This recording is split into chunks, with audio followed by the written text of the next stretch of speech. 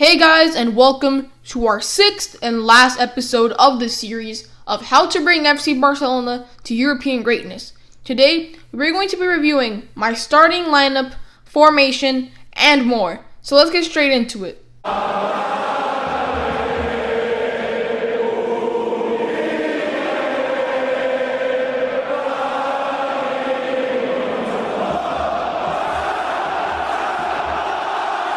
I want to start by telling you guys my formation, which is the 4-2-3-1. The reason why is all the attackers we have. Some of you might have noticed that we have 7 attackers. And Messi, Dembele, Fati, Coutinho, Trincao, Pedri, and I bought Depay. Another reason why is that the fullbacks can attack more, as one of the defensive midfielders can drop in deep to create 3 in defense and still have one midfielder ready to pass to, and also an attacking midfielder ready who can pretty much score a lot more than a normal center mid can in a 4-3-3 formation. So pretty much the reason is the attacking output, because although we did concede 8, we did only score once. Remember, one of them was an own goal, which was pretty lucky. I mean, we need to improve that as well. So we need to improve the attack and the defense. So let's get started with my starting 11. In goal, I'm going to go for Marc-Andre ter Stegen. Pretty much a no-brainer. He's easily a top 3 goalie in the world currently. The team can normally rely on him as a goalkeeper. The problem is that when he falls, it's not conceding 1 or 2 goals. No, it's 3, 4, 8 goals. He starts getting nervous, looking for excuses. He starts playing with fear. We have to find a way to stop that. At right back, I do have Emerson, who has performed amazingly while at loan at Real Betis with his 3 goals and 6 assists. And that position at Barcelona definitely needs strengthening. We saw what happened with Semedo versus Bayern Munich, and Sergio Roberto can do a job there, but nothing spectacular like Emerson can. At left back, I have chosen the new signing, David Alaba, who hopefully comes to FC Barcelona. A talented fullback, of course, very versatile, and can hopefully add something to FC Barcelona's game if he actually comes to the Camp Nou. For the 2 center backs, I have chosen Clement Lenglet on the left and Todibo on the right. Lenglet is better on that side, and also Todibo for me is a player that has a lot of potential. We all saw what he did against Inter Milan and stopped Lautaro Martinez from doing anything. He is a right-footed center back, so right center back. Lenglet had 1 bad game for FC Barcelona this whole season, and now people are acting like he needs to leave. I replaced Semedo, Piqué, and Alba for various reasons, and that game versus Bayern Munich was a very, very small one. Because of 1 game, you cannot define a player. You need at least 1 or 2 seasons. If we go to the 2 midfielders, we have a defensive one in Frenkie de Jong, who was, of course, very young, and a lot of potential. He is better as a defensive midfielder than as a normal one, which is something that Valverde and Setien do not understand for some reason. At Ajax, he flourished in this role in the 4-2-3-1 on the right, and I feel like it was better.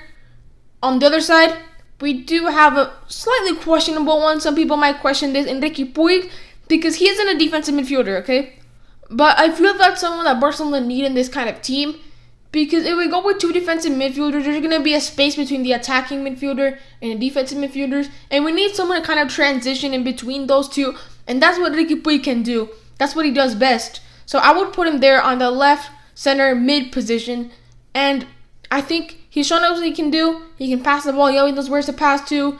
If we want to, he can help maybe in defense. He may not be very good in defense, but he can help. I think Enrique Puig made sense. At the camp position, we have Philippe Coutinho, who honestly, I was thinking about selling as he is already 28 years old. But then I saw that Bayern versus Barcelona match, which sadly I did watch. And I saw that if he really wanted it, he could do it. And can be great in his natural position. If you put him there, he can easily score 10 to 15 goals a season.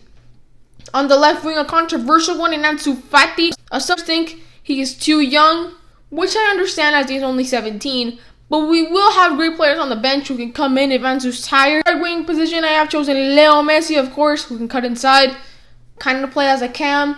And hopefully, with this whole team, he can actually help Coutinho instead of making him worse. At striker, I have a goal-scoring powerhouse in Memphis Depay, who, if he can stay off injuries, would be lethal for at least 5 years, as he is 26 years old, getting into his prime. And if you say that at 24, putting up these kind of numbers isn't good, well, I'm sorry. Not everyone is Leo Messi who can score 35 goals a season.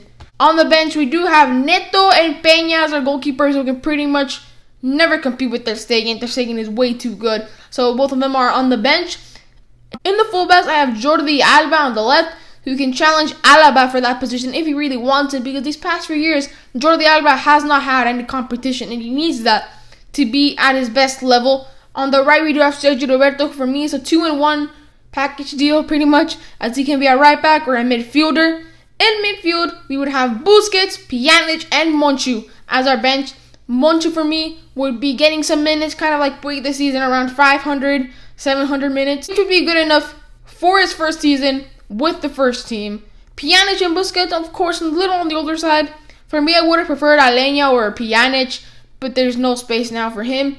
And, of course, Pjanic, I'm not a big fan of him, so keep him on the bench. In attack, I have Pedri, Trincao, Nuzman, Dembele on the bench.